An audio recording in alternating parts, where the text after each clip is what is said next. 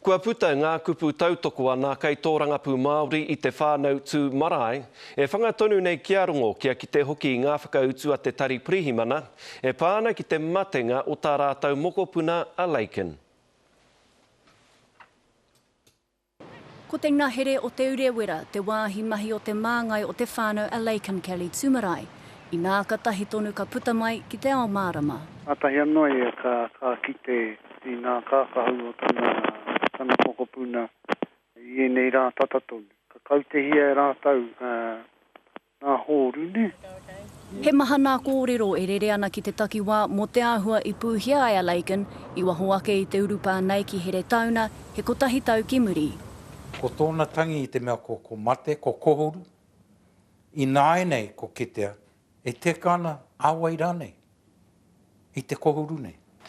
He pōhe kua tau mai i roto i te rangirua o nā kōrero, mai te ture mo te rahi o nā māta i pūhia e rātau. There are other holes in the clothing, but I don't intend to enlarge on that at this stage. Okay. And are those holes caused by bullets? They may be. Engari, i ki te ākanohi te nui nā tātau, inoi te rori whai tata ki te urupā, ana kai reira tako tōna nā mata. Ana he rahi ake i te toko rua wera kariri e tako tōna.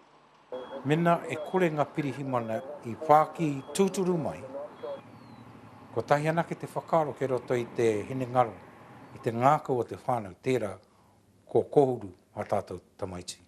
Hai tāna anō e tika ana kia hāngai he komihana hai āta titiro i tēnei take. Kia mōhio ai te whānau, te kuia, te katoa te ao. He aha pū ngā mahi e pāna ki tēnei wā tātou tamariki. Engari kai te pūmau tonu te ture ki tā rātau, hei te otinga o te marama e heke mai nei ka tutuki te ripuata a te kai tiro tū pāpaku, hei tērā wā ka kōrero tahi me te whānau. Te ata Melbourne, te karere.